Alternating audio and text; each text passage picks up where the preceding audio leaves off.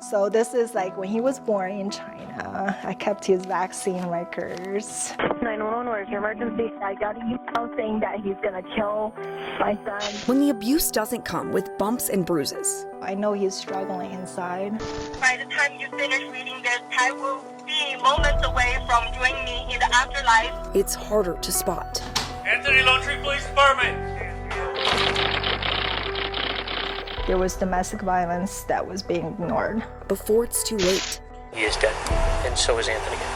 No, no, no, no. It was too late for Jing Tesorero's 10-year-old son, Ty. Ty left us suddenly, just a year ago. His father, who was also Jing's abuser, killed him. Her ex-husband, Anthony Tesorero, then took his own life at their home in Lone Tree. All of it just hours after a judge told Anthony he was going to lose custody of his son, a convicted abuser with one final act of control. I just feel like either way, he wasn't gonna give up easily.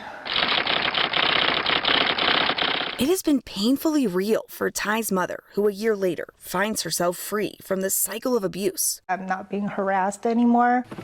Be able to feel safe leaving the parking garage or walking on the street. But it came at a great cost. The hole is never gonna be filled when you lose a child. Our year-long investigation uncovered a court system that for 15 months failed to hear a mother's cries for help, and a child welfare agency ill-equipped to tackle domestic violence. I feel like DHS standard in general is not to protect the children. Colorado's Department of Human Services was heavily involved in Ty's case and launched its own investigation, a top-to-bottom review that is now complete and leading to more calls for change. The whole system, how can we do a better job? The state's child fatality review team put Ty's death under the microscope. It found a systematic gap in managing domestic violence abusers when the violence is coercive control rather than physical. Really what we see now is that domestic violence looks different than what it may stereotypically look like of a battered person. It's Mina Conan's job to do something about it.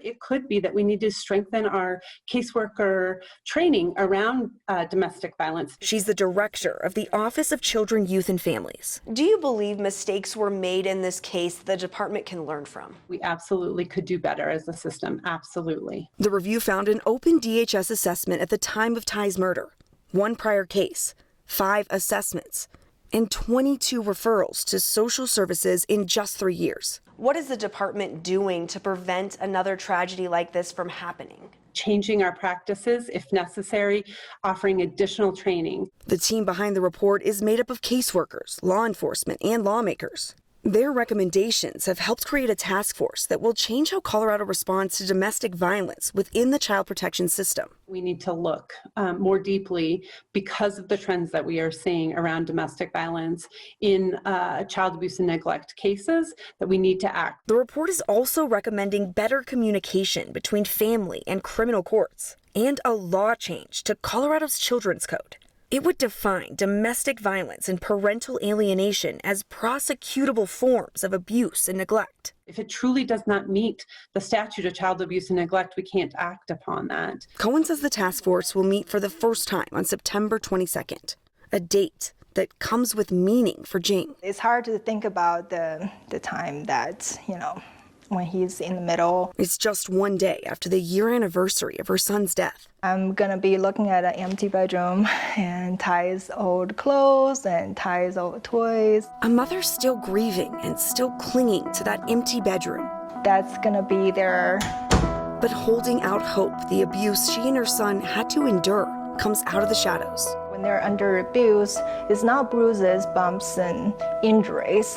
There's mental abuse. The work group will develop recommendations within a year.